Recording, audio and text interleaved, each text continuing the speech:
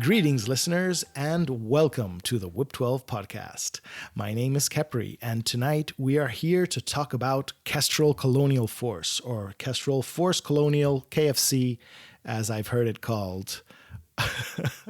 My guest tonight is Lokie, also known online as Daboarder, and he is, I think, probably one of the perfect people to talk to about Kestrel because, Lokie, you are a lover of all things PanO. Am I right? Yeah, pretty much. Started playing them a while ago and never looked back. Anyway, so welcome, Lokie. I'm really glad to have you on. Thank you for making the time. Why don't you tell us a little bit about yourself? Why don't you give us your nerd origin story? Okay, well, so externally, when I'm not wargaming, I'm a nanomaterial scientist involved in research in the energy transition. But that's kind of a nerd origin story in and of itself. But in terms of gaming, when I was 12, I was off to see the optometrist, and we walked past the gaming store, and it had this game called Warhammer 40,000. These big dudes in armor called Space Marines. And I said to my mum, "Hey, my birthday's here. Can I get that for my birthday?" And mum, to her credit, did some reading about what this was all about, um, and decided that she would invest because she thought the concept of me putting together and painting these little miniatures was something that would be good for me to do as a hobby. Like it's mostly healthy. Little did she know, years later.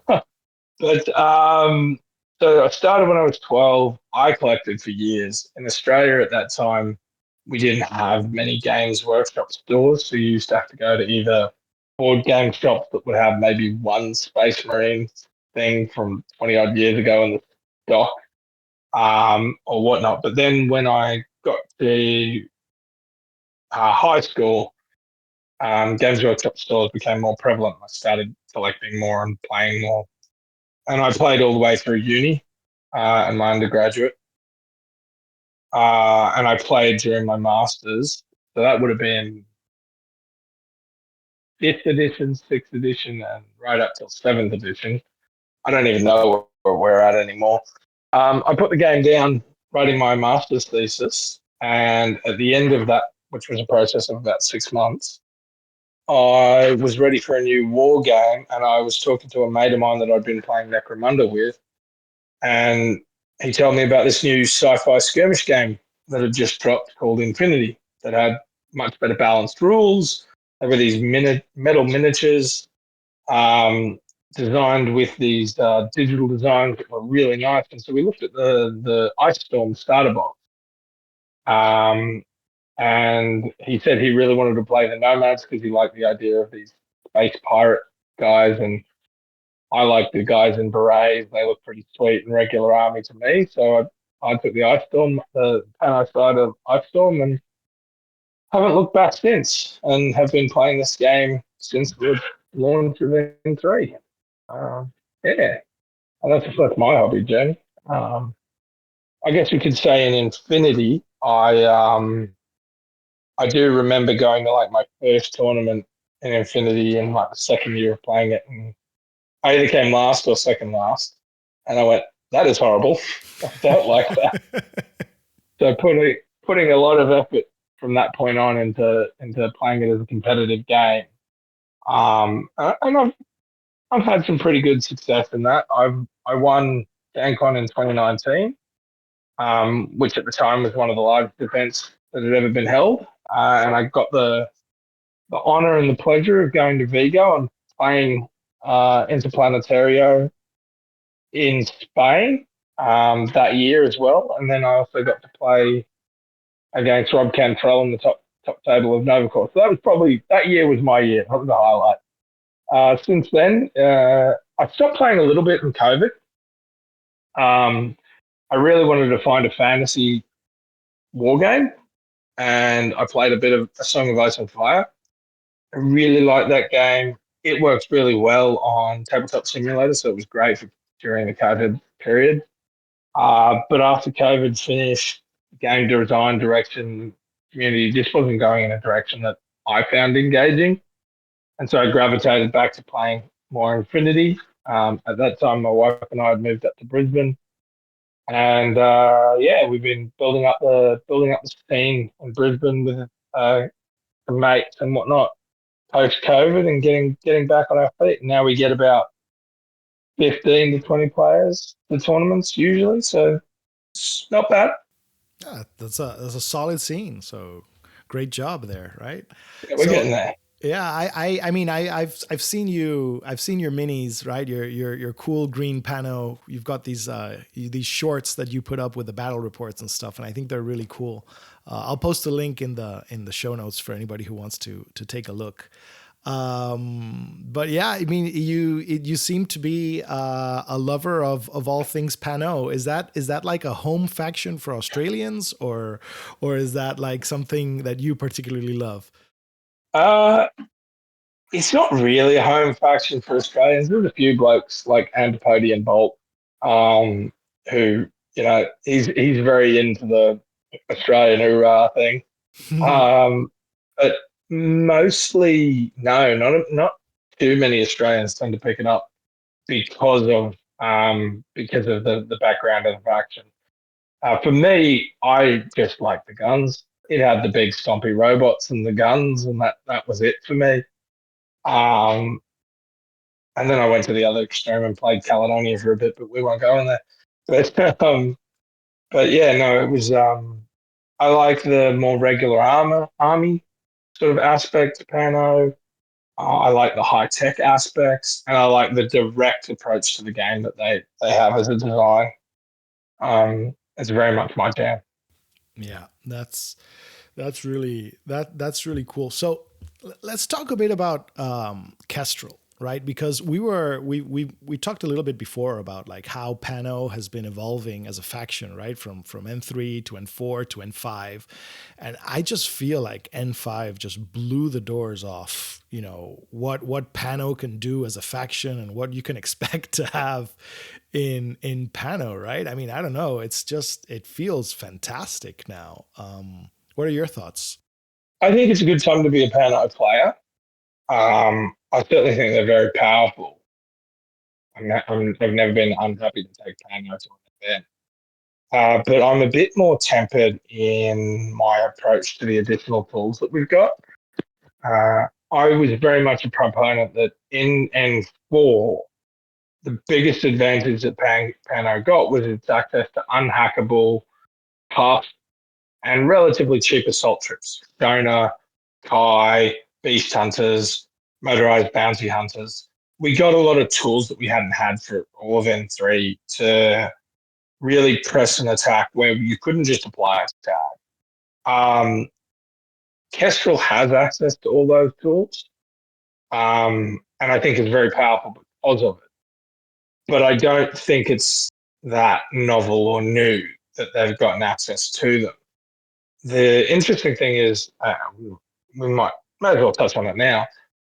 They do have something that I think is huge that PanO has gotten that is a new capability we never had before, and that's access to, and Vanilla gets it as well, but that's access to command and control options.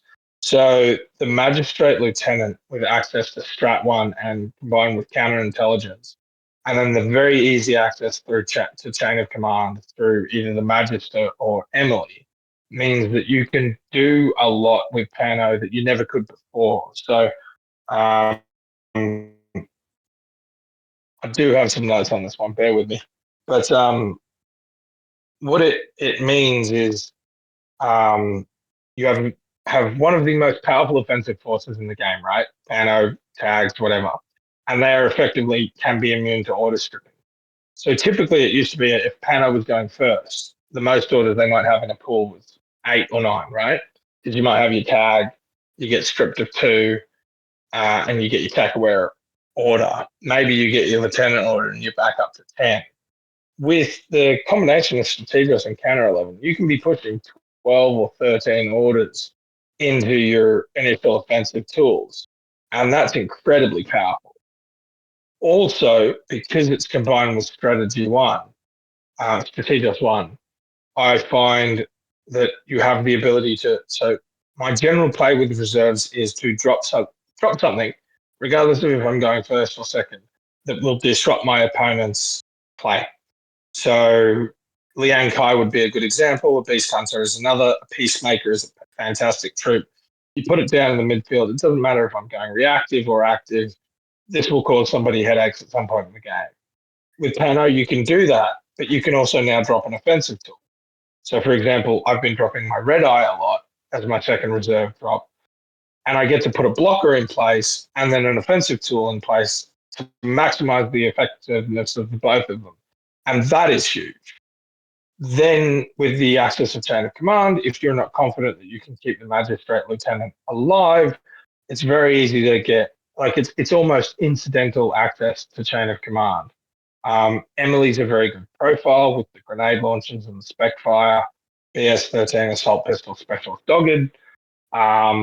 It's very easy to just put her in a list and get chain of command by accident, or put the magistrate multi-rifle in a list, get chain of command by accident. So I'd say that that's the main benefit and advantage that PanO's got.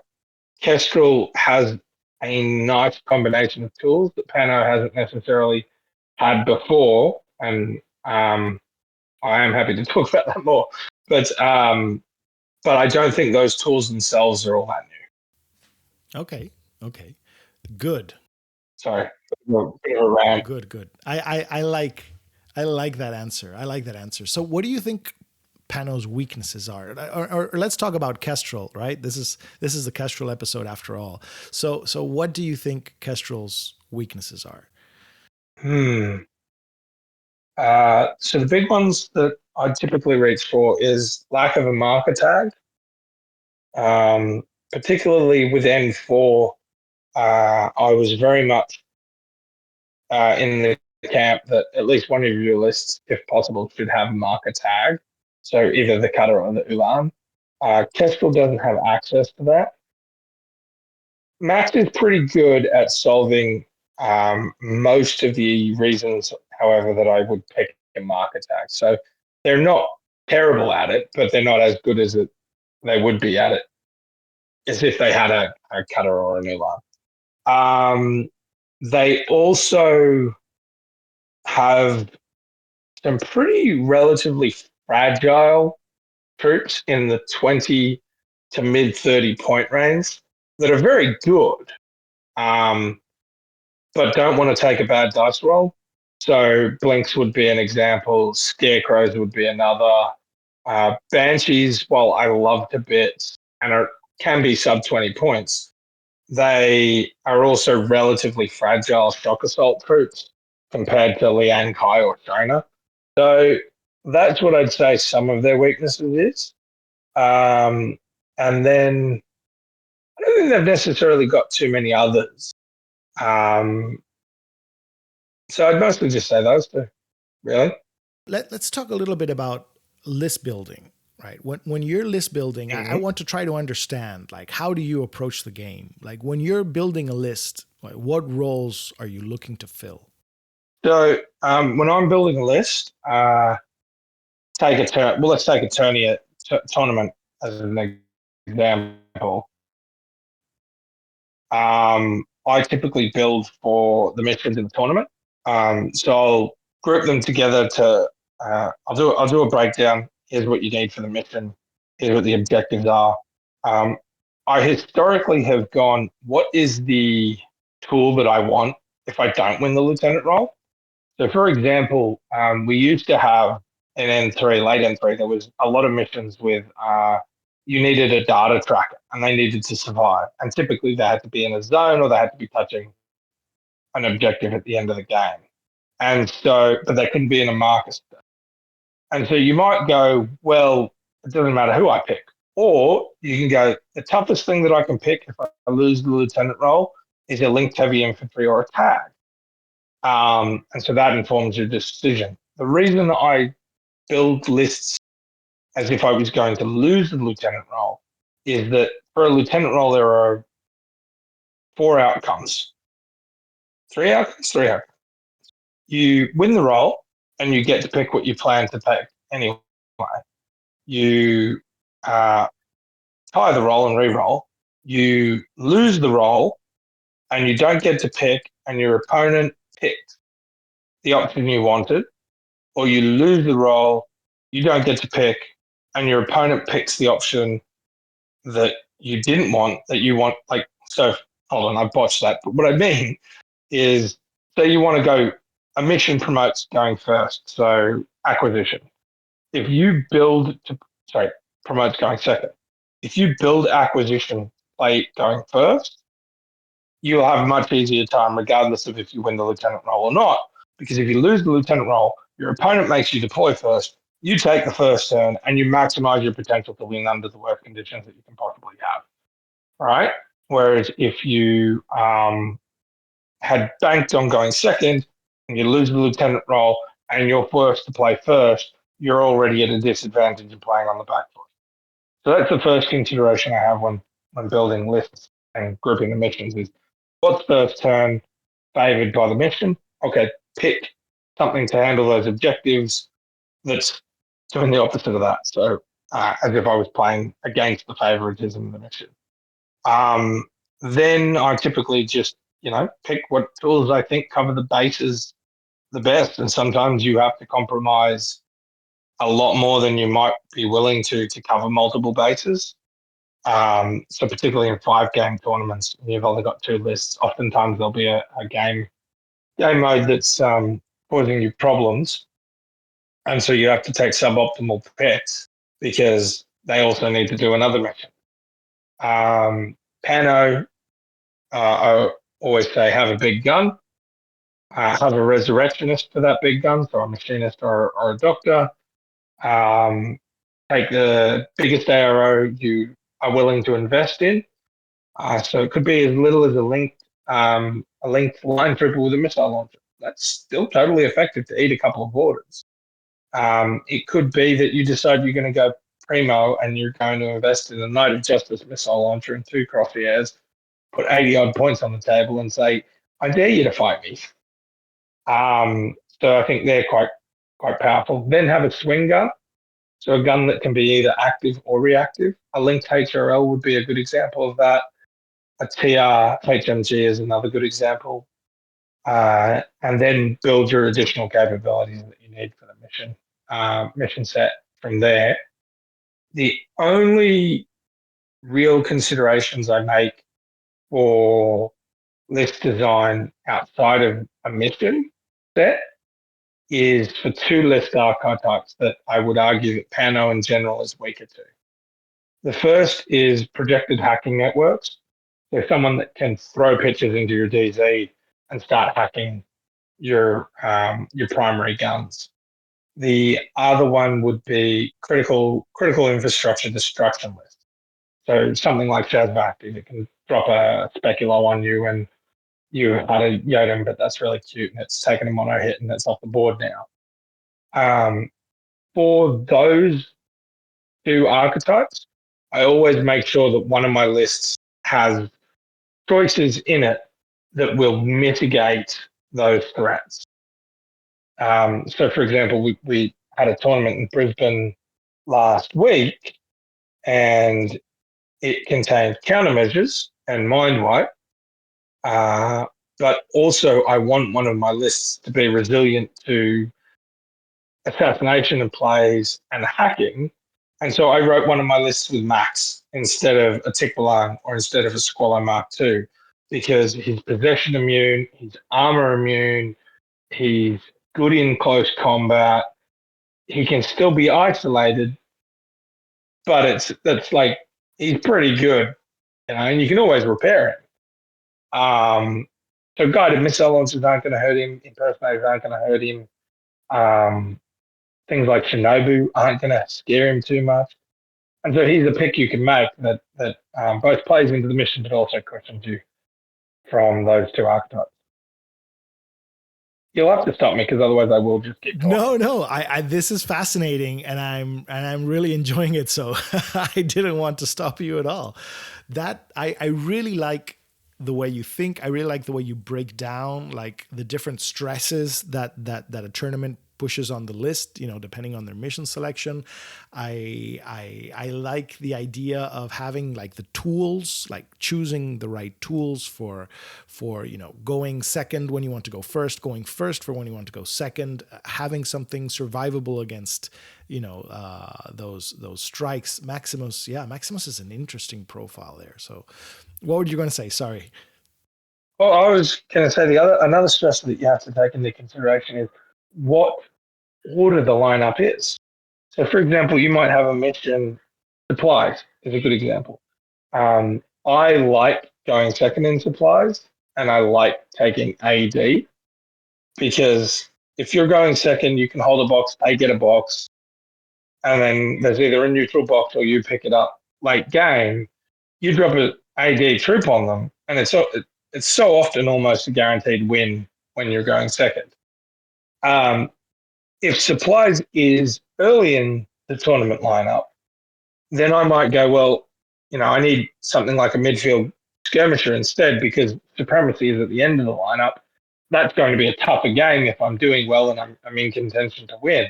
So I need to focus on tools that are better there, but can still do the job in supplies.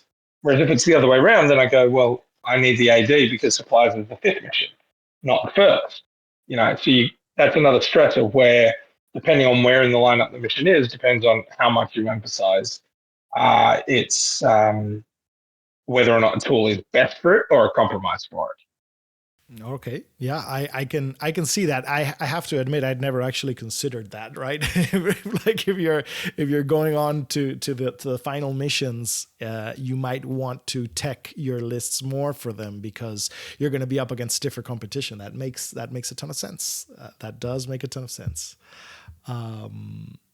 So let's talk about a couple of profiles before we start talking about particular lists. And I would like to go over like some profiles that you think are interesting, right? We usually do the good, the bad, the ugly here, but I think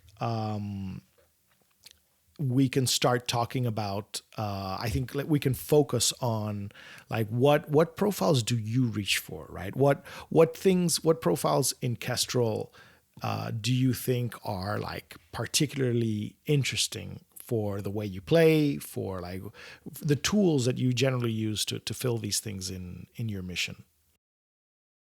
Mm-hmm. So we've touched on a couple of them now, and I'll re-mention them again just in passing. So Max, I think, is quite interesting, especially now that he got upgunned with the Thunderbolts, the Burst Full Thunderbolts.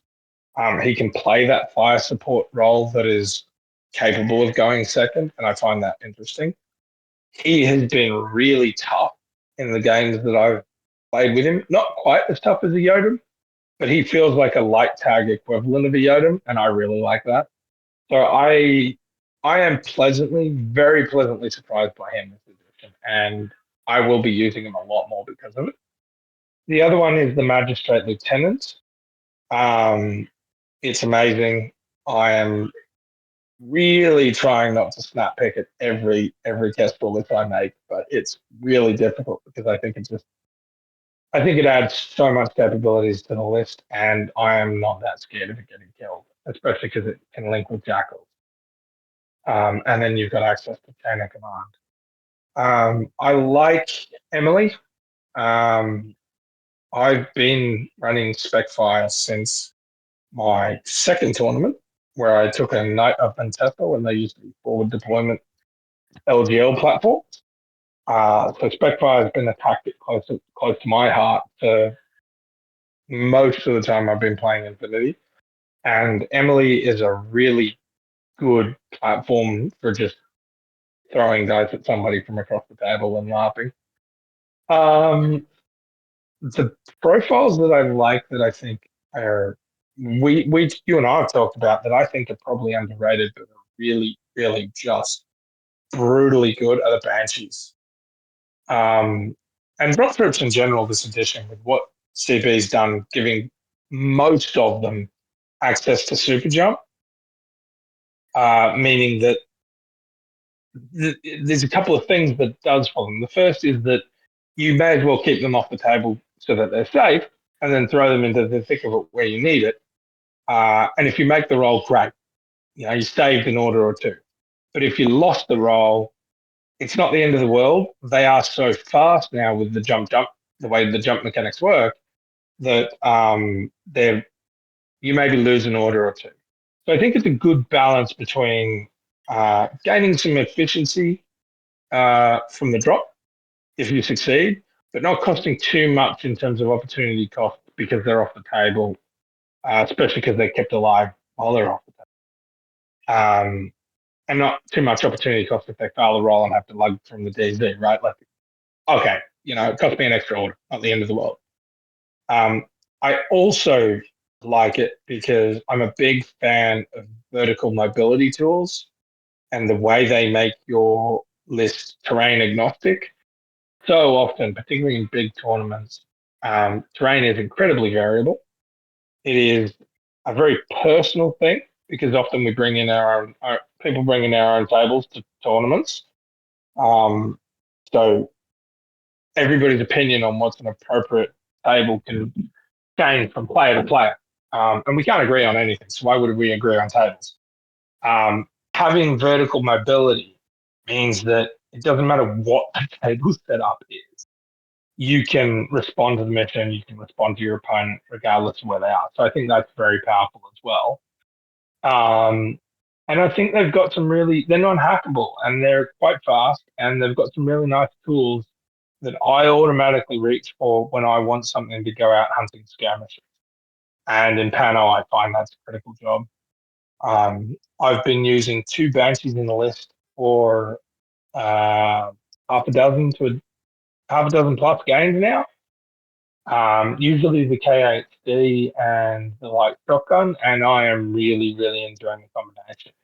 I'm a huge proponent of airborne troops, AD troops. This edition, I find them for exactly the same reasons you just described. I find that their costs have gone down, right? Kind of across the board. Maybe it's because a lot of them are armed with shotguns or whatever, but I find that they're like the points costs seem much more fair. The mobility that they gained with super jump is important, right? If you drop them, they can get around or they can access.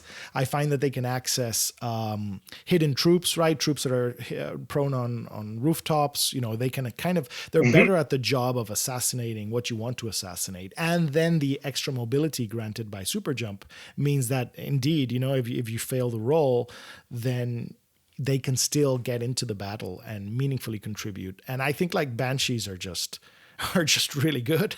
They're just like 19 points for the light shotgun and Pulsar +1 burst with decharges, and their and MSV1 medium infantry, so they do a ton of classifieds. I mean, I don't know. I find that they're fantastic, and like you said, for hunting skirmishers, that visor is just fantastic. Right, and like say they roll around the corner and they die, but they've killed I don't know, Brando Castro, or even just camo jammer of some sort.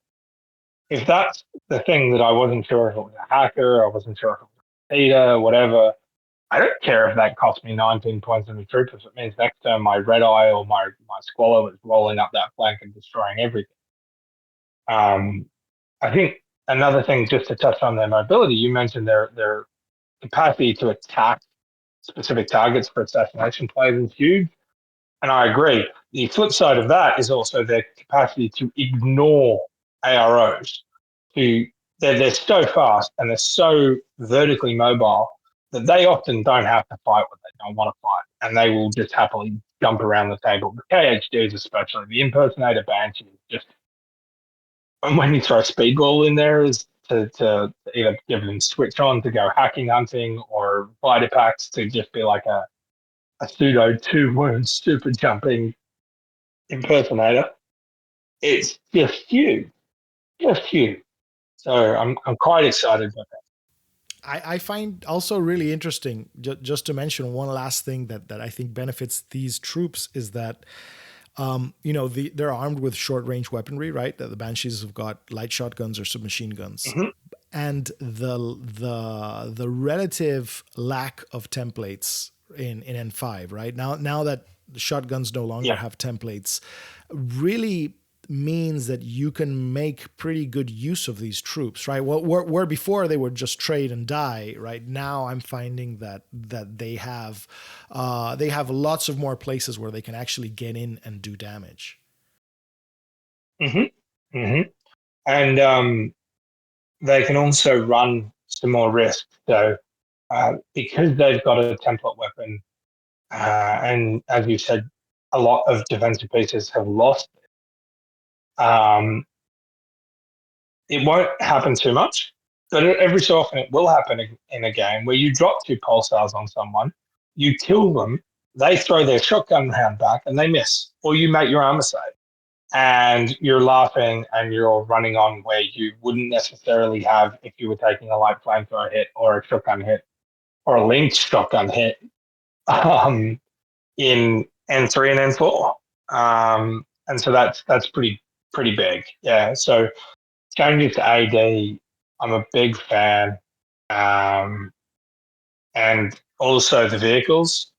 I know the jury is kind of still out on how impactful they are, but for me, purely from a thematic perspective, I love them. And the thing I get to do now with PanO that I wanted to do, and everybody says they've wanted to do with PanO for the years that I've been playing, is run that faction that feels like they are the hyperpower.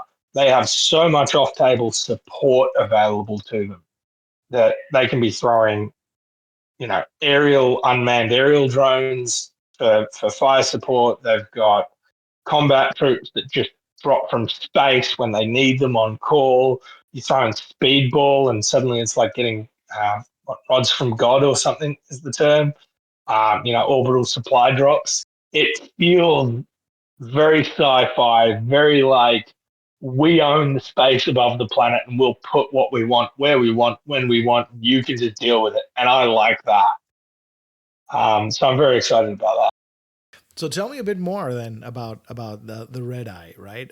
So you're using the red eye. I like you said, the jury's still out on the vehicles. Red eye is like a min -6 vehicle with actually like a lot of armor, right? It's arm 6, BTS 6, It's two really structure. tough. Yeah, it's like a tough. It's almost like a light tag with one less wound. Min -6, Mm-hmm. fast, right? With the super jumping and stuff, and it's armed with a Spitfire chain rifle, and then there's a Blitzen profile and a grenade launcher profile. So what are you reaching for? So I'm actually reaching for the Blitzen, but there's a bit of a story about how you get there. So when it first dropped, I went, the Blitzen is what I want because I want the capacity to engage heavy targets, tags, and things like that with an EM weapon that I'd be scared about. And then I had some discussions with Rob Cantrell, also listened to his early takes on vehicles. And I'm not saying he's wrong, I'm just different opinion. And he pointed out that for 1 point, gaining access to a grenade launcher is a really good capability increase to your list, right?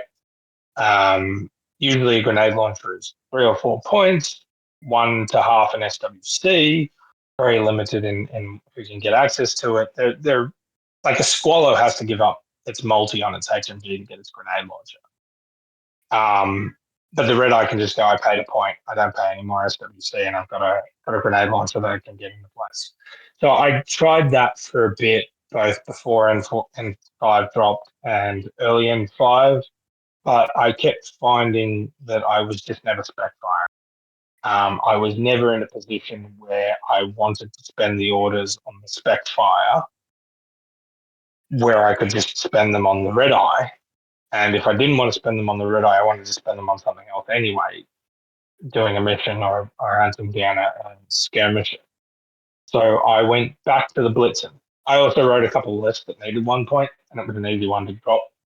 So I went back to the Blitzen to try it, and I had one theory on it that has borne out, but in two ways. And my theory was the Blitzen is your ARO if you're not going first and both sides have a flyer, and it becomes a dogfight over who generates aerial superiority. And a Blitzen will give you an ARO against another flyer that is reasonable. And then you have to dodge because the red eye's got dodge -3 like most flyers, so it imposes a -9 on things. Shoot it if it's dodging, which is pretty tough. And that has been borne out in games. I've done a lot of parking the red eye round 2 or 3 where it's effectively disposable at the back edge of the table or the corners, and just being like, I'm just going to sit there and I'm going to dodge when your heavy infantry tries to advance or your tag until you move out of cover, and then I'm going to shoot a blitzen at you. But if you stand in cover in your DZ, I'm just going to dodge. You're not going to go forward, which means I'm soaking your orders and you're not completing the objectives and winning the mission. That's been really successful. 45 points is a lot to pay for that, and there's more to the red eye than just that, but that's been a really good use of the blitzen. The other one is I played a game against Daboarder and Bolt, and we both had red eyes on the table, and I made a silly mistake and did not switch on my red eye with a speedball and went to fight his red eye with my Spitfire, and he fired a blitzen at me and crit. You can't repair an isolated immobilized aerial.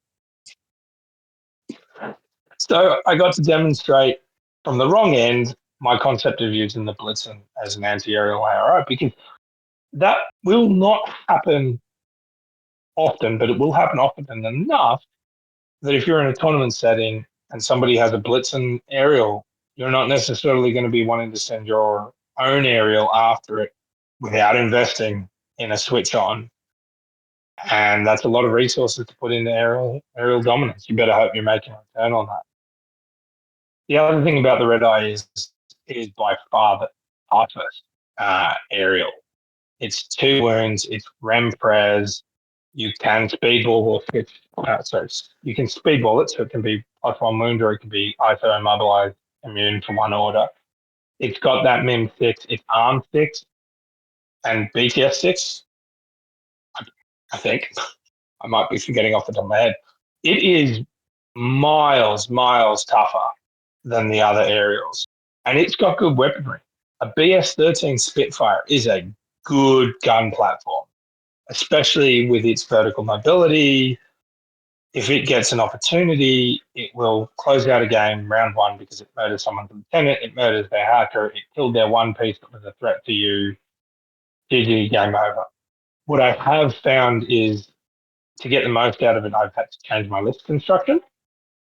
So in N4, I was very much a proponent of 9-6 for a list split, with 6 being a lieutenant tag to get 8 orders on that tag in group 2 and 9 orders with everything else in group 1. I'm moving towards a magistrate lieutenant in group 1 with a full combat group if I have a red eye. And that gives me 11 orders on the red eye to really exploit a gap that something like a Swallow NCO multi-HMG might open up with 5 or 6 orders of its own. And I'm really enjoying that. I think their aerials are nuanced. You don't want to rush them too early, but you also don't want to hold them back because you actually need to, like, they're expensive, or at least the PanO one is. You need to be getting use out of it. But I think the trick is knowing when to use them in active and when to use them in reactive, and when in the game time you swap and stop spending orders on them. In the tournament that we just had, I had to be aggressive with it early because I was using the red eye to try and cap my opponent's bar zone in supremacy, so close to their DZ. 45 points, I put it in their zone in 2 orders. It has to be dealt with because it's threatening. If it's ever alive at the start of my turn, it's going to murder half a DZ worth of dudes. My opponent kept knocking it unconscious, and I kept having to heal it. Ultimately, it died, but its presence there was putting me in a position to win the game and my opponent in a position to lose the game if they didn't deal with it. They did successive turns, but that also meant that they weren't then advancing and I won the game in other ways. So yeah, I'm a fan of them. There is still space to explore with them, um, but we'll see. Okay, so we covered the red eye. I like it. I like it. Um, give me your thoughts on some other pieces in Kestrel that you're reaching for. Some things you like. So we talked about Banshees, Magistrates, Max, and the Red Eye. I like Emily. I haven't used Priya Harper yet. I know Antipodean Bolt is loving her.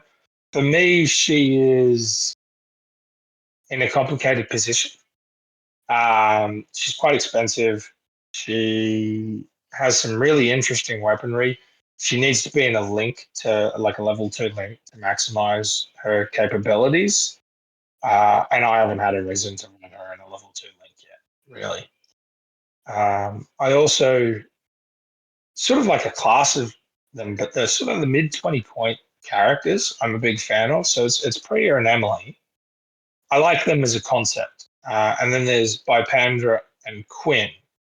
And I keep writing lists that have one 3-man link, which is 2 jackals and a magistrate acting as orders and a lieutenant protection duty and DZ templates. And then it's a Fennec Fusilier 3-man link, being a core or a house, where it's something like a Fennec Thunderbolt or a Fennec missile launcher, a Fennec hacker, just because it's good. It's a really good support piece. And then it's one of the 4 mid range characters, just to give a bit of flair, bit of difference, bit of midfield brawling late game to take. So uh, any of the 4 of them work by Pandra, Quinn, Emily, or Priya.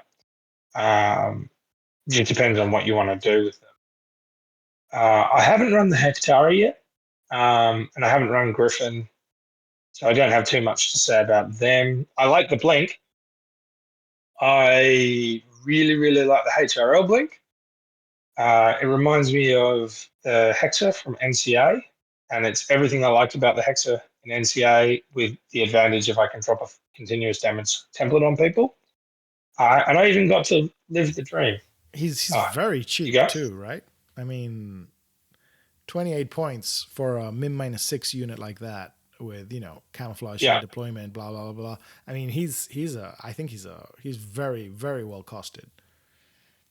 yeah, and can be effective in reactive or active.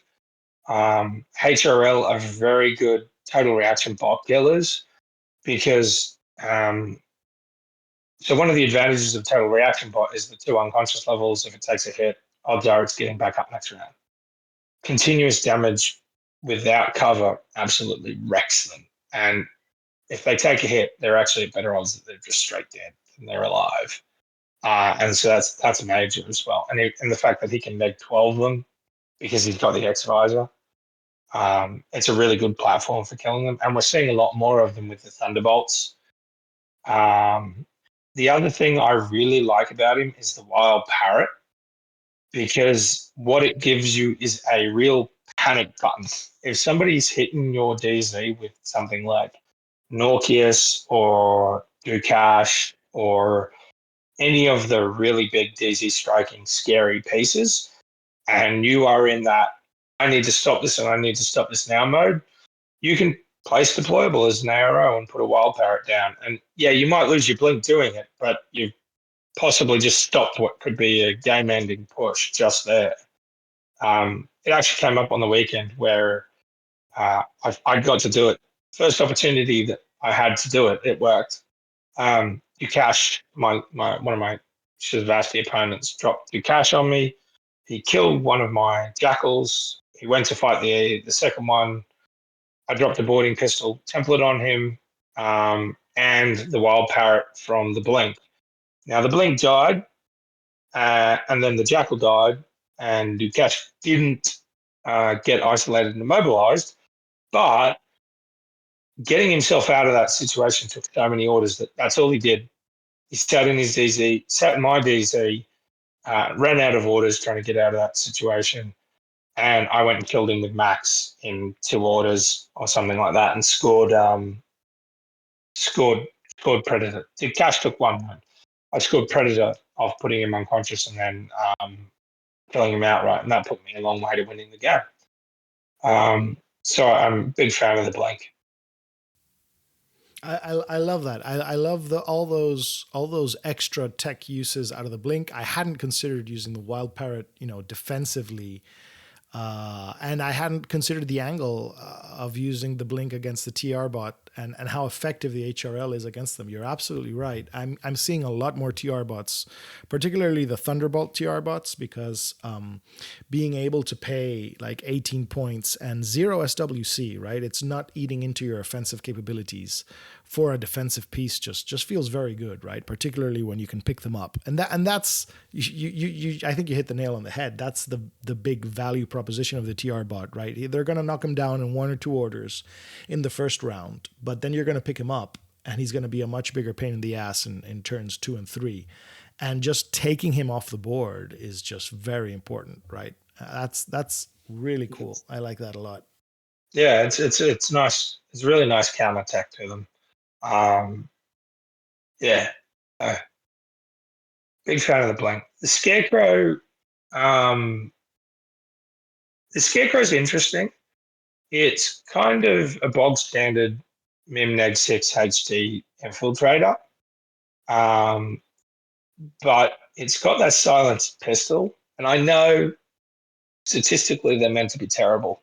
You're better off shooting the SMG most times, but it's also got D charges, and it can be an FO or a KHD. I'm and so it's quite good. I used one on the weekend in countermeasures, and it basically won me the game because it scored 3 classifieds off the bat, and that was it. My opponent could never recover. But I do like the Scarecrow.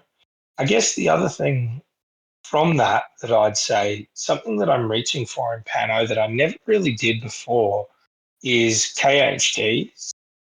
The reason I never did before in PanO isn't that they didn't have good ones. And look, I love the Santiago. The Knight of Santiago KHD and the Drop Knight, huge fans. That Drop Knight is one of my favorite tools in the game. But outside of military orders, I wouldn't typically take hacking in PanO. And a big reason for that was I have never liked to play PanO, invest in some hacking, then have to lean on that in its entirety to win every face-to-face roll against someone that has invested far more in hacking than I have. And the first time I lose a face-to-face roll, those points are wasted because the hacker is either isolated or dead.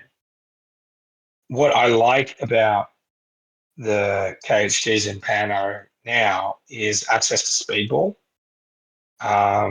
And that's the ability to read what my opponent's put on the table and decide, if I've got a Banshee KHD or a Scarecrow KHD, and my opponent has maybe 2 line hackers and a really tough hacker that may or may not be their lieutenant, but they're all hacking devices, then I know I can go switch on with my KHD and I can go hunting. And the one time that I am unlikely to succeed a roll in active, I have that security against it. Switch on kicks in, I'm not isolated, and I go and murder them the next order. Or if my opponent has maybe a KHD that I'm worried about, and I don't want my Fennec hacker to get killed, and then the opponent has maybe one hacker and a KHD, I can Vita pack my KHD, go kill theirs, not worry about the one bad roll, and then move on with my life. And if I fail at the hack or whatever, I've already killed their KHD and eliminated their ability to fight my hacker. So getting into that a little bit as PanO, not because of the profiles themselves, but because the tools to make those profiles work has changed in terms of access to speedball. That's been something I'm enjoying, actually, and we'll be doing a lot more of in PanO. Okay, I like that perspective, right? Because it is true that I mean, I used to take the Zulu Cobra Killer Hacker a bunch because it's just a fantastic profile. But the Zulu Cobra has I did find, what you're saying. The Zulu Cobra is very protected because she can go into marker state, but Mhm. if you ever wanted to use the Killer Hacker offensively, you were like one bad roll away from dying, right? And it actually made it sometimes even it made it harder to attack into armies that really invested into hackers and had great repeater coverage. Then suddenly, you couldn't actually then use as effectively the Zulu Cobra's great shooting, right? Sometimes it's like, well, I wish I had taken a forward observer instead. But the Yeah. ability to recover from that is that speedball brings is a different angle. I like it because it is important. Like, as PanO can suffer from being hacked, right? We were talking about Mhm. how sometimes a lot of PanO's assault is actually hackable, and a lot of PanO's premium pieces are hackable. So having a tool Mhm. that you can use against enemy hackers is actually pretty premium. Yeah. And in the past, I've always been zero sum about it. Like, make sure you have a tool that's non-hackable that you can then lean into to go attack those beast hunters, Kai, etc. It's nice to not have to do that and instead be like a little bit of info war. So I will have the Banshee KHD is my favorite example because it can be off the table, so it can't be hacked before it gets a go. If you go first, you can cyber mask it, so it's got a marker state. And because of its speed and it's also combat jump, it interacts with speedball in really nice ways because you can drop it, and if it fails the roll and is at your DZ, then you put your speedball down next to it. Or um, if it makes the roll and your speedball doesn't, you can decide whether or not you need to go back in and come forward. And it's not very many orders, depending on where you drop. And then finally, if you're running an Evo, well, I guess Fury is still out on speedballs and combat transport, and how that interacts. So I won't go into too much, but if your group is accepting that they do combine, then if your Banshee is getting buffed, your Speedball is getting buffed, and you're dropping both of them on advantages. So I like the way they work together. Plus, the Banshee KHD with Vitapack is really scary because it's an impersonator with BS 12 MSV1, that direct template weapon, and 2 effective wounds. Yeah, it's very good. I want to know your opinion on fireflies.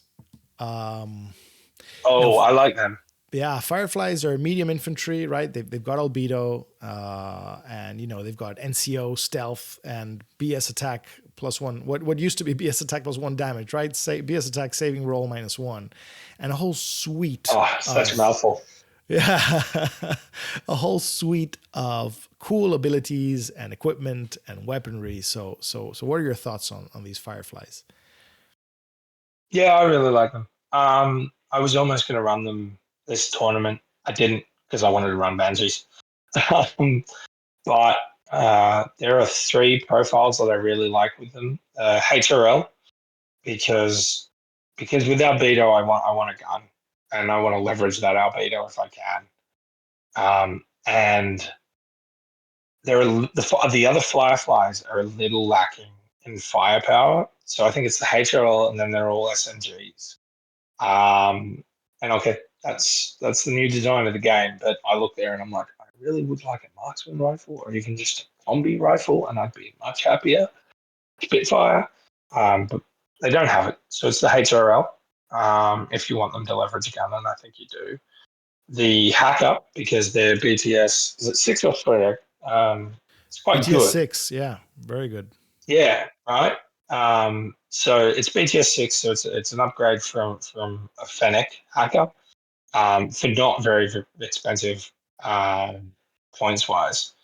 And then there's the mine layer, and the mine layer is really nice in that it is a great reserve response tool.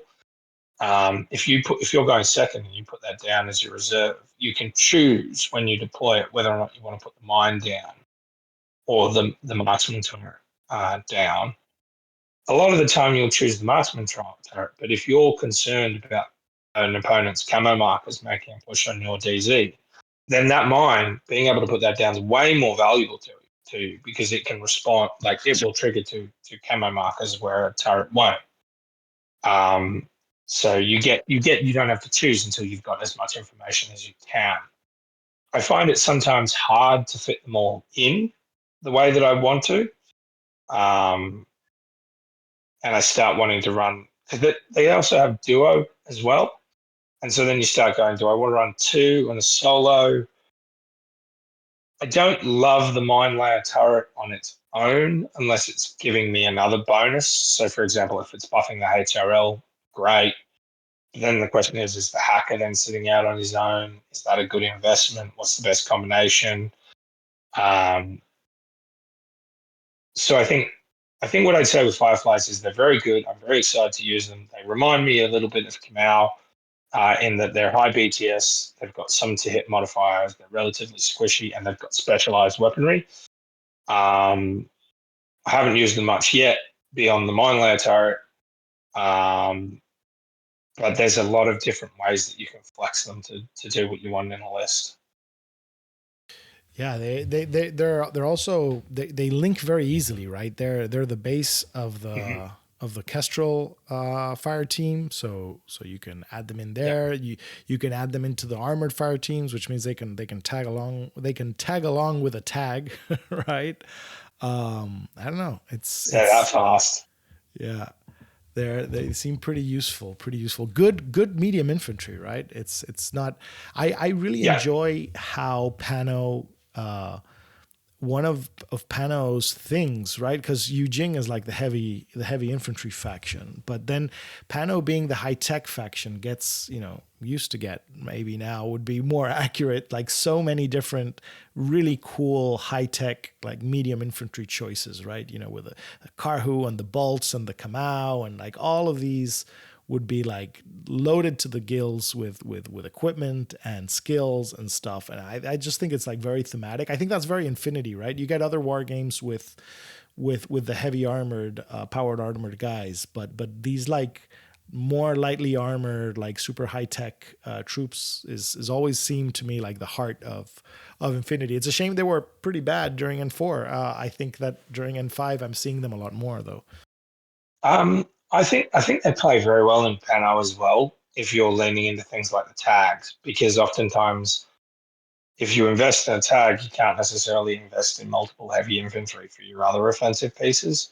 Whereas having those, 20, 30 point high skill, low survivability troops complement your tag very well. Your tag is if it stands up, it dies solution.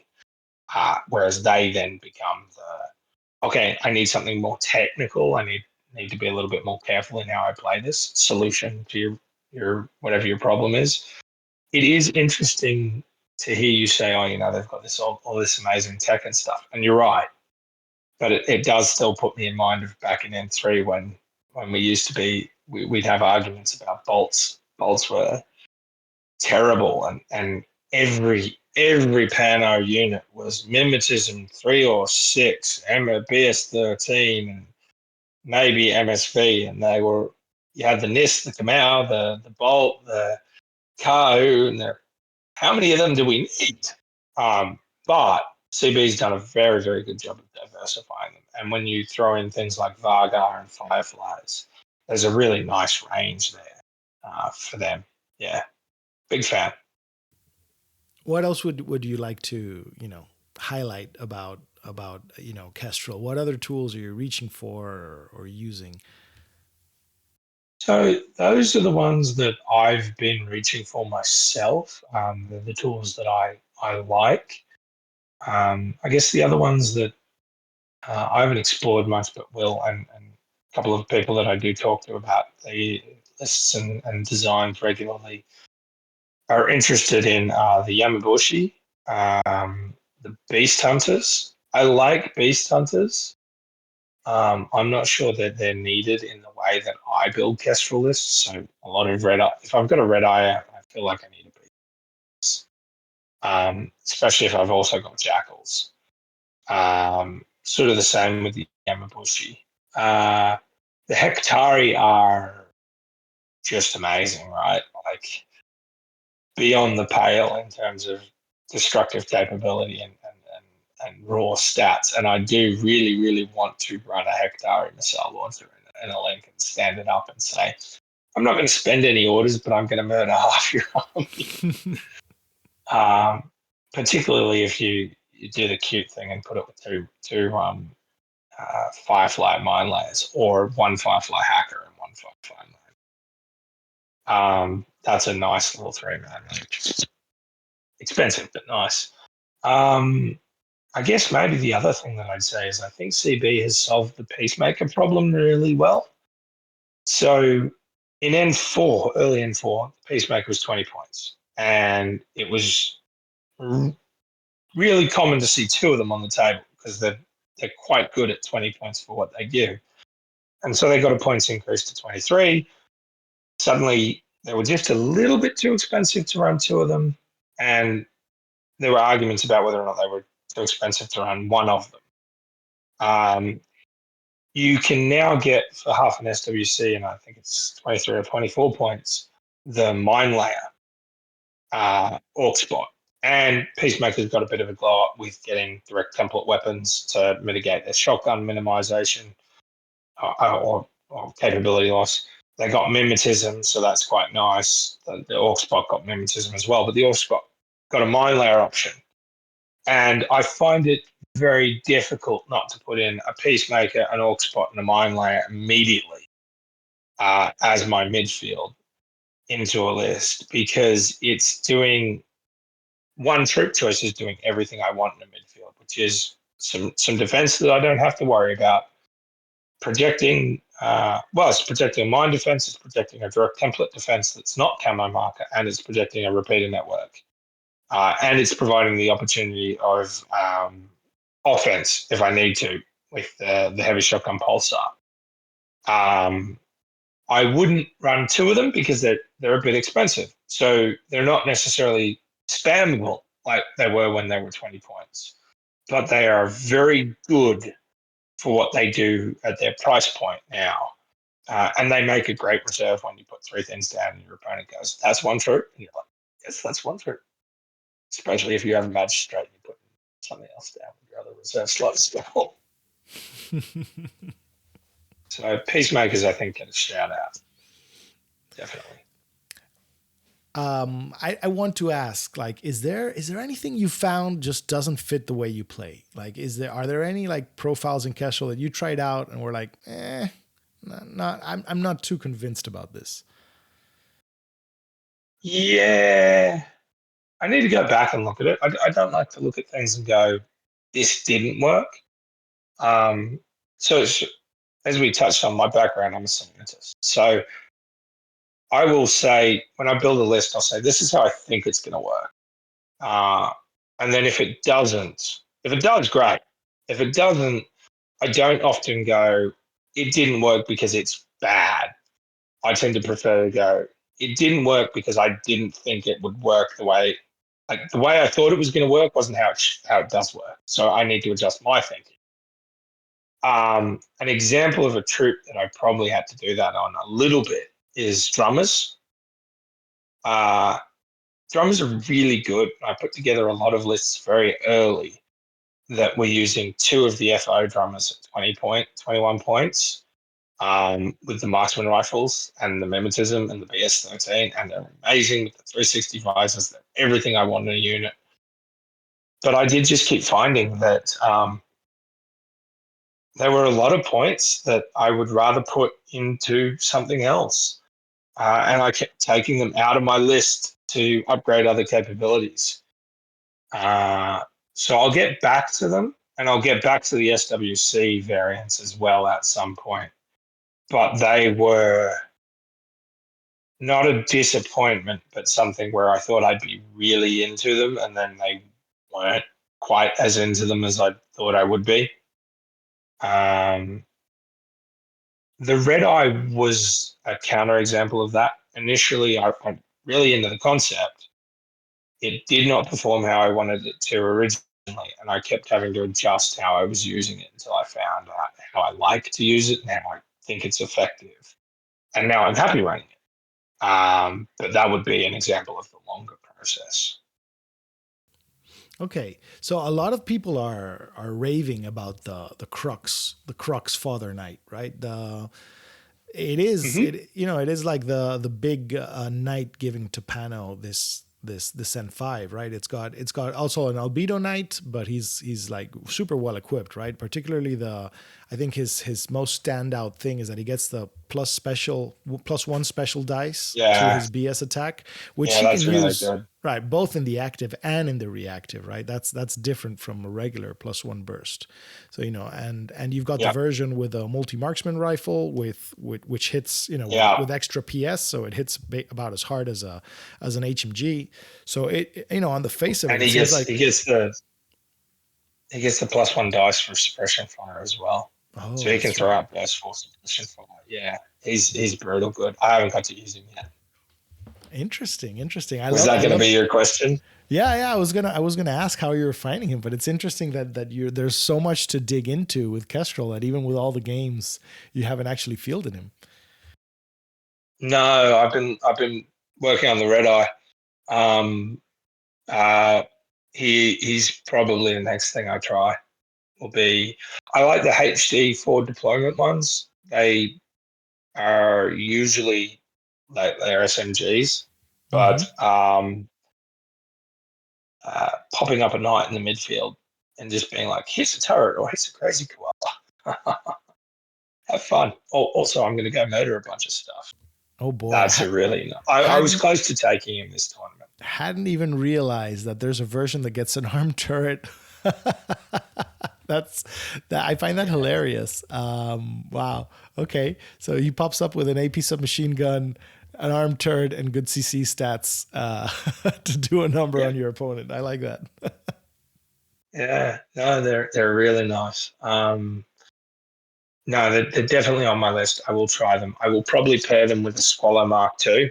Um, the reason I didn't take one this tournament, I looked at it, but I ultimately didn't because I decided to take Max, and he was covering that sort of if I need to walk up and punch an objective in the can roll anyway. Um, but I was very close to writing a list that was a Swallow Mark II and a Crux to go with my Swallow Mark II Red Eye list, but didn't this time, just because I was looking at other pieces. But I like them. I like how they look. I like how they play. Um, I think they're going to be one of those pieces where when somebody knows how to use them, they end games. They'll end games top of the turn, top of the round, top of round one, because it will just go over and kill the piece that threatened your other tools, and your opponent has no realistic way to then hurt you. We talked a lot about Maximus. Now I'm interested in that. He's like one of the few tags that actually cannot be used as a specialist, right? Because he doesn't have like the little specialist bot, It doesn't or have a pilot. yeah, he doesn't have a pilot that can go out, until you manage to take like 3 wounds away from him or whatever. So do you find this to be an issue or not? Right, he fills a different role in Yeah, your list. it's an issue. So I do like access to pilots, the peripheral ancillaries. Um, so slight tangent. Red Eyes and how I think about them is very much how tags were in early N3. They did not have pilots. They were just guns. They did nothing else but shoot things. The Red Eyes in the same boat.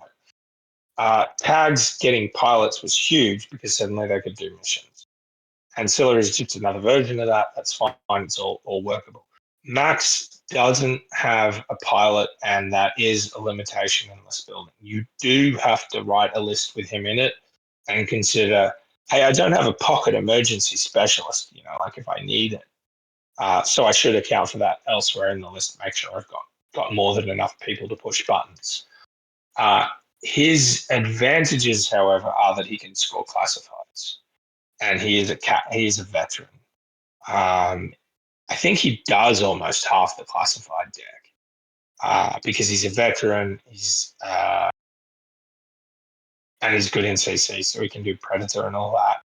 He's fast. He's very hard to stop from doing like Kazovac or anything that you need. So Max is good at classifieds, weak at objectives where you need to push a button. But then his other strength is that he's good at. I don't know if looting sabotage got brought back. I don't think it did, but anywhere where you need to destroy something with the ADS rule so that you can only do it in close combat, he's good at that because he's got APD, APS4, CCW, auto hit. So it's just a case of being aware what his limitation is and adjusting your list accordingly. But you're right, it absolutely. Yeah, his close combat is kind of like surprisingly good because he's CC 24. He doesn't have martial arts skills, but he's CC 24 and he has CC attack -6. So that's and natural born warrior. Oh, you're right. Plus natural born warrior, and the other issue is that being total immune means that a lot of these, a lot of the special weapons in CC are just. Yeah. It also another point in his favor is he is probably the tag in the game that gets the most out of tag com because he dodges on 16s. Oh, right. Yeah. And he dodges 4 inches. So he's pretty good when he just starts dodging up the table. You can put a lot of distance on when you combine guts movement, dodging 4 inches, immunity arm 6, and 3 wounds. It's also worth noting you can do some cheeky things with speedball and trying to repair Max. So I had a situation in countermeasures where the repair card was on the deck and I took a random wound to a turret. I'd sort of been trying to force it. If I got lucky and took a wound, I could repair it. So I took one wound, but I didn't want to just go up and roll with my machinist and risk, knocking him down because he's not a grandparent's tag. You don't get to reroll. So I dropped the auto repair speed pack, went up and picked it up with don't remember if it was Max or my machinist. Then ran my machinist over to repair him. In the comfort that if I failed the roll, I wouldn't be down to 1 wound on Max. I'd still be at 2 wounds because I'd have healed him back up, and I could then decide if I wanted to try again or not.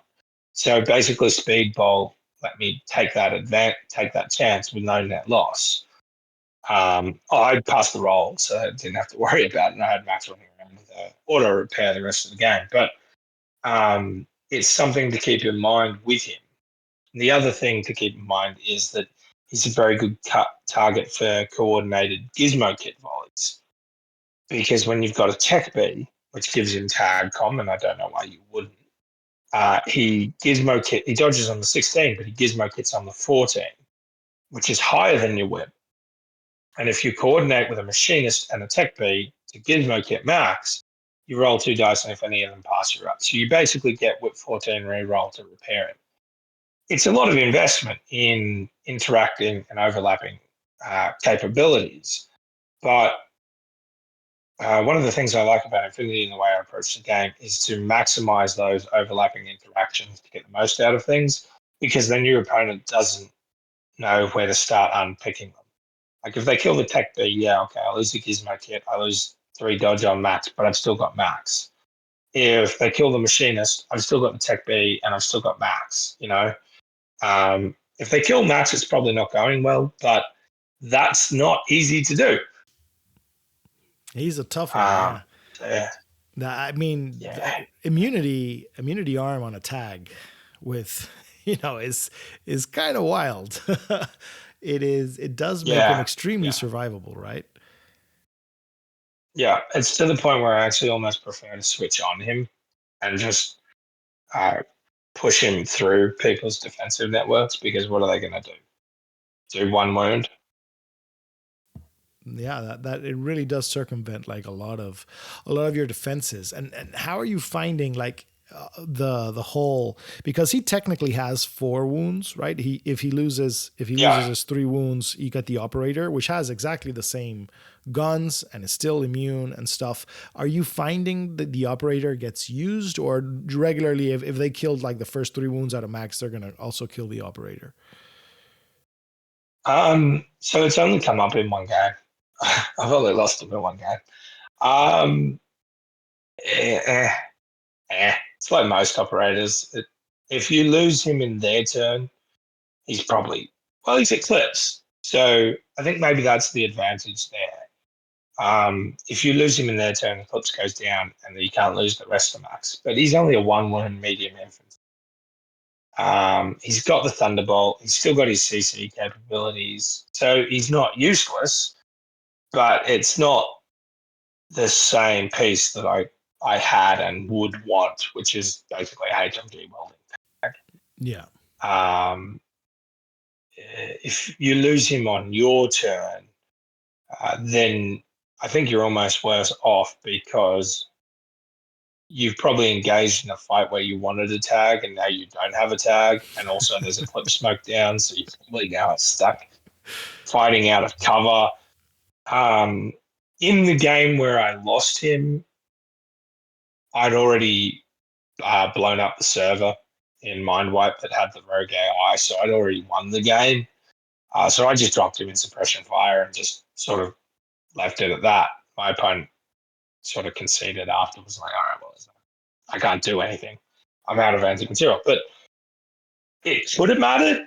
Like if I'd not destroyed, maybe he lucky rolls his armor save for the server, and I take that 3rd wound and pop out max in a click smoke and then beat the server to death. But it doesn't really. It's very niche. It is. It is. So why don't you let's go over a couple of lists. You wanted to share a couple of lists with the listeners, and we could go over Yeah. like how to use them. All right. So the first list you shared with us, called KFC Division 4.7, right? We've You got have no idea how many of those there are, like iterations of this. okay. So we've got in Group 1, right, 8 orders and 2 irregulars, right? We've got Maximus, a Tech B, and then Yep. I think this is a Harris of Phoenix, right? We've got or a 3-man Or core. a core, yeah. Yeah. So it's Yeah, it's a 3-man link. a 3-man link, yeah, with Fennec Thunderbolt, Fennec Hacker, and Emily Chain of Command. And then we've got a 3-man link with a Magistrate Lieutenant Strategos, two submachine gun Panzerfaust Jackals, which turn regular, which is very nice. Nice, yeah. Yeah, that gives you the full 10 regular orders in Group 1, plus the tactical awareness Yeah. from Maximus, right? A Mulebot, And the strat one. yeah, a Mulebot, which gives you the baggage and a repeater, and a Forward Observer Scarecrow. And then in Group 2, we've got TR Bot, Heavy Machine Gun TR Bot. We've got that lovely Mine Layer Peacemaker with his Oxbot, Yep. a Machinist, and a Hidden Deployment Blink with a Heavy Rocket Launcher. Yeah, yeah. So this list was built with countermeasures and mind wipe in mind. It did something that I haven't done with lists in a long time, which is Group 2 that is almost entirely there to be reactive. Typically, I'll mix active reactive pieces in both groups so that I can use all my orders to do something inactive with one group, use all my orders to do something with inactive with the other group, and then any losses that I take don't degrade one group or the other too much. But with this list, I felt it was worth it to put all my eggs into one reactive basket, as it were, because Mind Wipe is a defensive mission. And also, it let me do the really, really cute plan that I had, which was to do place deployable and reload with not just a turret, but also if I wanted to, a wild parrot. because if I coordinate place deployable, I can put down a turret and a wild parrot every round and reload them. So that would have been cute. Oh, that's very nice, right? Because Also, I didn't point out. Sorry to interrupt. I didn't point out that the machinist has the combi has the rifle and the turret. turret, right? Yeah. Ultimately, my blinks died at my opponent's round one. Both games I used this list in, so I didn't get to do that, which is a shame. They did well. They, as we mentioned, one handled the cash, stalled him out, and the other one prevented my opponent from scoring any classifieds round one in countermeasures because they were too busy dancing around an impact template and trying to deal with him. So it was worth it, but I didn't get to do it. What I effectively did with Group 2 was just drop turret, reload, drop turret every round, which was fine. And then Group 1, it was basically all the capabilities that I need to do everything else that I can in countermeasures in Mind Wipe. So the Scarecrow with D charges, decent CC, or is he decent CC or is he only 15? He's only 15. So Forward Observer, the D charges, the Nanopulse, the SMG, and the Silenced Pistol. He's pretty good at a series of classifieds. And then you can also do a whole bunch of classifieds, as we discussed with Max. The Tech B is an investment to maximize Maximus. Oh my God, what a terrible phrase. to ensure I get the most that I can out of Maximus. And then it's the two links are something that I've been leaning into pretty standard. The mine layer triangulated Thunderbolt is just very good to me. I've had 2 games in a row where the triangulated fire has actually proven really beneficial to take high risk, moderate reward fights. So in one game, I used it to kill a Sukwell that was in a 3-man link and ignore his mods at a range over the length of the HMG that it had. And then in the other, I used it to fight a guided missile launcher over 40. Usually I'd call those both fights where I wouldn't want to engage necessarily with Maximus because I stand good odds of just wasting orders, not getting a result. Whereas if I triangulated fire and just throw dice, I'm pretty good. Emily I just like her package. Lots of people will say they don't like the spec fire. It's a sometimes food, but it's a sometimes food that can really win games. If you've done everything you want in a round, you say you're playing Mind Wipe and you've pushed the button with your Scarecrow in 3 orders, and then you've killed some AROs with Maximus, and you've got 2 or 3 orders left. You may as well throw out grenades at speculative lieutenants or pieces that you can really mess the opponent up by taking them out. So I like her. She also, that 3-man link also has, I think every person in that link has at least out to 24 effective ARO because Emily's got the Flash Pulse, the Fennec Hacker has the emitter, and the Mind Layer has the Thunderbolt. So they throw decent ARO out to range. The Magistrate and the Jackal's just in close defense. Yeah. Pretty, not many moving parts, really, but it worked well. Yeah, yeah. I find it curious that we're looking at a PanO list that only uses 4.5 SWC, right? That's Max's fault. That is not my fault. I tried. I could have made the Fennec Thunderbolt the missile launcher. I've got the SWC for it. I did have it as the missile launcher originally, and I moved back to the Thunderbolt because this was supposed to be my go second list into, as we said, assassins and hacking projection. And in those matchups, having a mine already on the table was just something that I valued more. No, it's interesting, right? Because we that was like something we didn't mention. That Maximus only costs 0.5 SWC. That's curious, right? That's uncommon for a tag. Yeah, and he's zero if he's a lieutenant, which is really weird. Right, right. Okay, I really So you like get, this. I really like this oh, list, right? sorry. It's got a ton of defensive. It's got a ton of defense, right? Because Maximus is super tough, and you can maybe watch like a moderate line with him. You know, you've got a mine layer on the Fennec, you've got another mine on the Peacemaker, you've got you've got the two jackals, which are super expendable, right? They're only like 6 points each, and Hmm. can fire off those Panzerfausts. With the special dice, I mean, it seems pretty good. It's got two of your pieces are off the board, right? The Scarecrow and the Blink. You've got the Yep. turrets with a machinist. I don't know. It looks. I like how this list feels. Right. It feels like it would stack up defensively very well. Yeah, that's what I found. It keeps a good combination of pieces that I don't want my opponent to be able to kill off the board with pieces on the board that my opponent has to fight early to still deal with.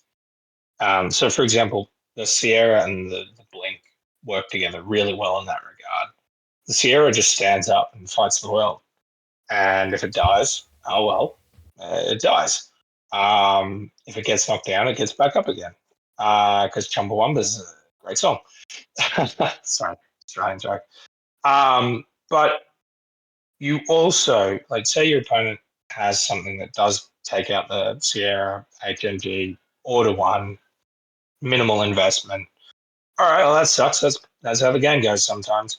But you're not completely without long range arrow resources because you've got the blink, and that can't be engaged until you decide to pull the trigger on it. And so you might let the opponent spend 6 orders pushing buttons and setting up for attack runs, plus the order that they've hit your Sierra, and then you pull the blink on the seventh, and suddenly they don't have any more orders, or they've only got one more order in their turn to do anything about it. They're now completely out of position, and you can capitalize that on your turn and really punish them for overextending. So I think they work well together in that regard. And then the scarecrow, as you said, it's an objective specialist, mission specialist that is not likely for the opponent to hunt down and kill before it gets to do its thing. Great, great. So let's take a look at the other list you shared. Sure. KFC Div 1.3. And we've got a Red Eye in Group 1, a Red Eye, another Fennec team, the Triangulated Fire Thunderbolt Mine Layer, the Hacker, and just a regular Fennec with a combi rifle. Then we've got a Machinist with a Palbot, a Sierra Heavy Machine Gun Total Reaction Bot, then a Magistrate with one Jackal, a War Core with a 360 visor, and then you get a Banshee Killer Hacker. That rounds up Group 1. Okay, so that should be like 8. Yeah, those are 10 troops in Group 1, which are basically like 9 regular and 1 irregular with the War Core. And then in Group 2, you have the Squallow Multi Heavy Machine Gun NCO, a Flash Pulse bot, a Mule bot for reloading, and a repeater, another Peacemaker, and a second Banshee. Now this is really cool. This is the regular Banshee in Group 2. So yeah, let's talk a bit about this list. I shouldn't have. I made one change the day before the tournament. I swapped the Powerbot and the Warcore for another Jackal. Um, I think this list with the Warcore is like pushing your maximum capability more because you can just command token it to a regular order when you really need it. But I kind of figured that the list might be using its command tokens for other things, so I'm better off with the tank. So just a heads up. But yeah, it's sort of I built this with supremacy in mind, but also it's a pretty generic take on what I've been playing with Kestrel for my part. Um, it's I originally picked the magistrate lieutenant with the Squallow NCO of the opinion that I was making an anti-synergistic choice, right? So, yeah, the Squallow Mark II and the magistrate, I was thinking was an anti-synergistic choice because you had NCO and strategist 1, which makes your lieutenant order irregular. But what I twigged on when I was looking at it was that they're not in the same combat group, so they can maximize the use. So Strat 1's optional, so you don't have to use it. And you choose during the order count phase whether or not you want. If you do use it, you've got an 11 regular order combat group for the Red Eye or the Banshee KHD to do whatever they want. If you don't want to use it, you leave it as a lieutenant order, and then you've got like what is it? It's 5, 6, 7 orders on up to 7 orders on the Squallow, so you can do a lot of damage, and that gives you some flexibility to go. Where am I in the game? Round 1, I want to probably usually spend more orders on my Squallow because I want to make sure I put the opponent down. Anything that's standing up is dead, so I'll leave it as a lieutenant order. And I'll put the order into my Squallow as NCO. Round 2, however, I might be wanting to exploit a gap in the opponent's line to go kill something really important to them. Therefore, I'm going to use Strat 1, make it a regular, put it on the Red Eye. So it's a bit of flexibility. You do have to decide at the order count phase, so you can't get halfway through your turn and then think, I really wish I had it on the other thing and just change it. You can't do that. But it's worked very, very well. The other thing that I've been doing is keeping one of the Banshees on the table. So if I'm going first, I've been deploying the KHD because I can cyber mask up and it's a fast response assault specialist. So typically it'll go out, push a button, kill something in the midfield. If it dies, it dies.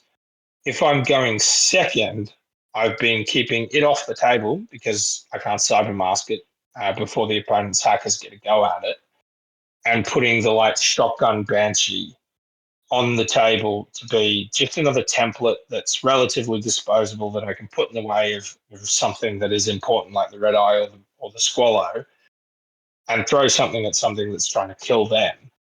And that has worked pretty well. In the game that I played on the weekend, I put them both on the table, and I probably shouldn't have. I should have kept with my plan and had the light shotgun off the table. But having one on the table to utilize super jump, one off the table to utilize combat jump, and just swapping which is which, I've really enjoyed. There's not much else to the rest of the list that's different from the other list, other than the groups that everything is in. So this is how I typically design the lists. There is a fire support offensive piece that has some disposable AROs and some order generators too. And then there's my exploit the gap group, which is once things are in the head down state, they're either dead or they're unconscious or they're prone, then I want to be able to follow that up with fast, mobile, dangerous troops like the Banshee KHD or the Red Eye Spitfire. And complete the mission that way. That's that's really good. That's really good. I love this list. It's got the PanO stalwarts of that really good tag. I think the Squallow Mark II is just such a fantastic tag for its price too, right? It's got basically everything you want. Mm-hmm. Very, very solid machine. I love the tech. I mean, I love the details that you've given us, right? About both converting or not converting the magistrate lieutenant order to be able to use it more efficiently in whichever group you think is going to need the most orders. I think that's a fantastic tip. I really also like your thoughts on whether or not to combat jump, because a lot of people believe, I think it's common knowledge that you basically only want to include one combat jumper in your lists because 2 starts being a drain on your orders. But just the breaking out of that mold and saying, well, you know what, you can just deploy one on the table and take advantage of that order. Especially with how fast they are these days, right? Yeah. I think it's important to like break out of that conventional thinking. Yeah, it was an interesting leap. I used to run two combat troop at Contosamento with the Akals. The argument for that was they were PS13 and basically 20 points, so incredibly cheap for what you got. Banshees are very similar, but I think with Super Jump they've got the added advantage that if I want one on the table, okay, it doesn't cost me anything. Still a Super Jump template wielding troop, like it's great. Yeah. I guess the final thing I'd say that this list is a good example of some of those thoughts that I've had on the impact of strategos and counter intel. It's very unlikely because of counter intel that either of those lists get stripped. That list gets stripped, which gives you what 10, 15, 16, 17, 17 orders round one to put into a combination of a red eye, a swallow, or two banshees. You also then get to drop your peacemaker and your red eye as your offensive defensive reserves in the spot where both those tools really maximize their potential when they're put in the right location relative to the opponent. You can redeploy red eyes, but I'd rather be spending those orders moving where I can't be seen to then murder something out of cover. And then the two banshees can tie into that nicely as well because they're also fast, aggressive troops that will lack a lot of orders. So I think it's a good example of why I'm such a big fan of Strat One counter intel access in the Magistrate. Yeah. And no, it makes a ton of sense. It's just a wonderful package, right? And it's only 19 points. Yeah, That is so cool to have like a really really top notch lieutenant choice in PanO. You're right that is kind of like a new capability. yeah, and you can also do things with it that I like the Magistrates themselves just as themselves to be honest. And you can do some things. I didn't in the other list, but I was tempted to write a list where Max was the lieutenant and the magistrate. This was before I put Emily in, and the magistrate was just a vanilla magistrate. But because chain of command is hidden info, the opponent can't tell that I don't have chain of command. And therefore, if they see a magistrate on the table, they kind of have to assume that I do have chain of command. And I was thinking of playing with the head gamer of, well, do you really want to then try and hack Max and isolate him? Is that really worth the effort when that's just going to be my magistrate taking over?